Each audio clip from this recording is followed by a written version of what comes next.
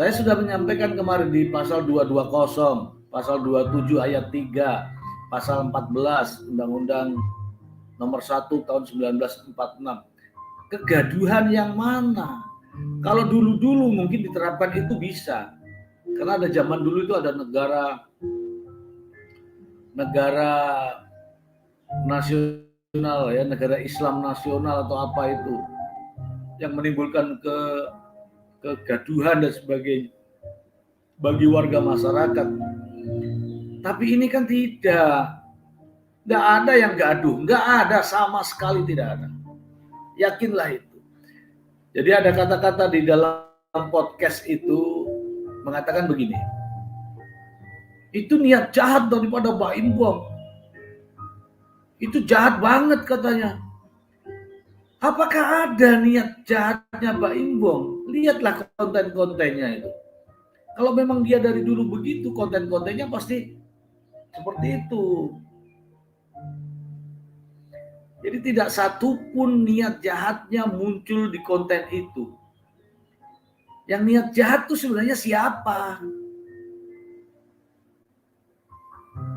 Makanya kita kasih tema hari ini adalah pantaskah Baim Bom disebut jahat atau berniat jahat?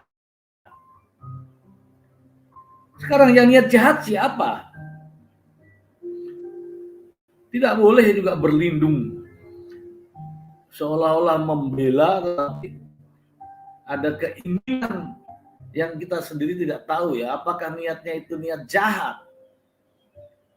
Ya, saya harapkan nih Baim Bom juga bisa membaca nih peta-peta semacam ini. Ini ada apa ini?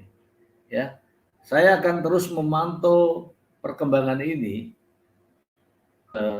Endingnya semacam apa ya nanti ketika Baim Bom terus-terus diintimidasi dengan cara-cara seperti ini.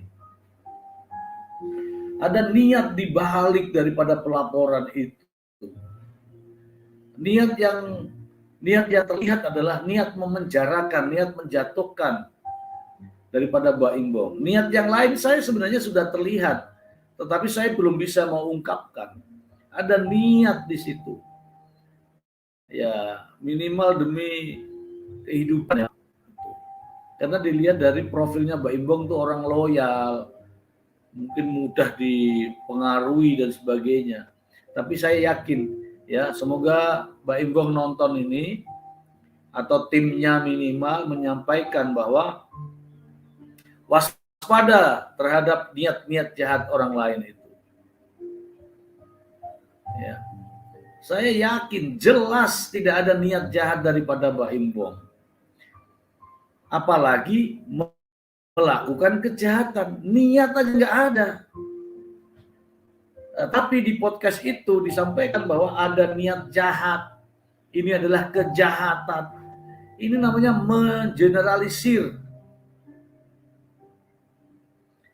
Jelas-jelas nyata terlihat bahwa kontennya ini membuat orang lain bahagia. Minimal orang lain itu terhibur. Maka ada Pak Uban. Yang jahat itu adalah orang yang tidak bisa melihat orang lain bahagia dan tidak bisa membahagiakan orang lain. Terima kasih untuk Pak Uban. Tapi Baim Bom kan bisa membahagiakan orang lain, berarti dia tidak termasuk kategori jahat kan? Terima kasih Pak Uban. Dari mana ini Pak Uban?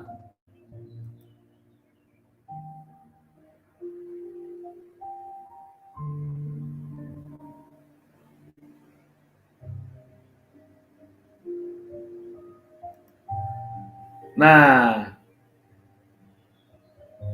bagaimana dengan niat jahat? Niat jahat itu akan kelihatan dari latar belakangnya seseorang. Bukan dilihat Baim Bom bikin konten terus berniat jahat, tidak bisa dong. Terus ada kata-kata, kita akan lihat bagaimana reaksi Pak Polisi. Apakah itu niat jahat? Wong anak kita aja nih, anak-anak kita ini, kita prank nih, bagaimana reaksinya? Reaksi itu wajar kepada siapa saja. bukan hanya kepada polisi saja, pada siapa, anak kita nih, contohnya yang biasanya makan ayam ya, ayam goreng, kemudian kita belikan ayam bakar, kita prank nih ayam bakar. Bagaimana reaksinya anak kita ini? Contohnya semacam ini loh. Hobinya pesennya ayam goreng, dibelikan ayam bakar. Bagaimana reaksinya? Pasti kita akan melihat kan reaksi. Itu wajar saja. Terima kasih untuk Dewi Ratna. Jelaslah bahwa tidak ada niat jahat, tapi selalu digeneralisir bahwa konten Mbak Imbong berniat kejahatan. Tidak mungkin. Tidak mungkin ya. 1000% saya katakan tidak mungkin Mbak Imbong memiliki niat jahat. Ya, tidak mungkin. Apalagi mau melakukan kejahatan.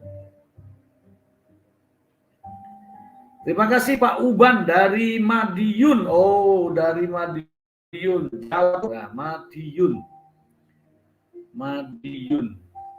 Madiun itu terkenal apa ya? Brem ya? Terkenal Brem ya, Brem Madiun ya. Benarkah? Atau sambal ya, sambal Madiun ya? Sambal pecel apa ya?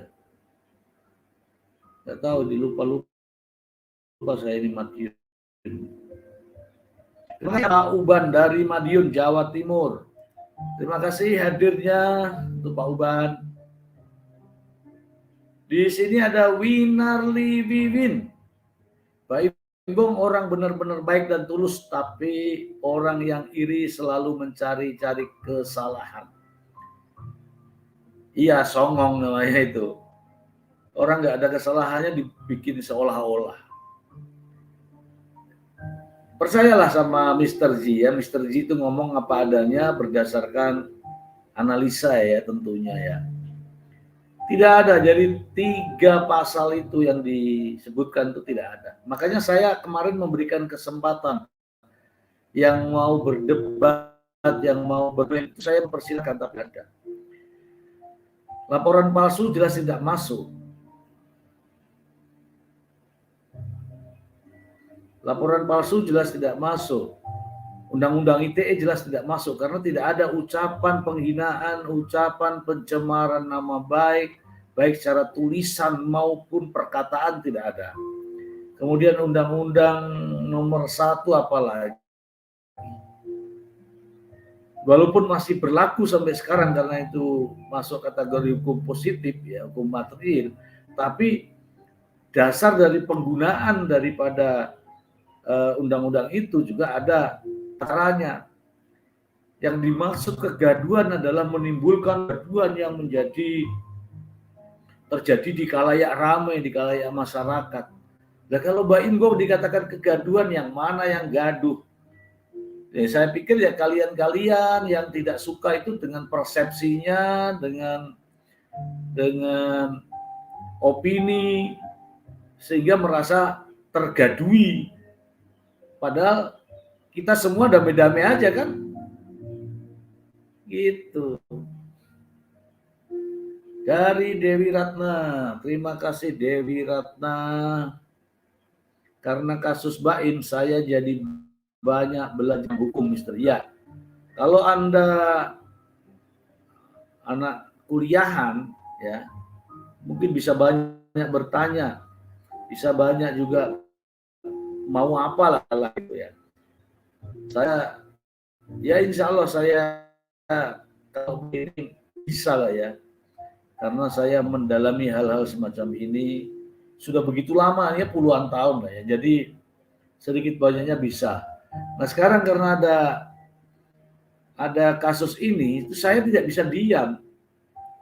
Saya inginnya tuh begini loh, gitu ya. Rasa-rasanya tuh pengen kok begini sih, gitu. Itu dorongan dari hati saja ya.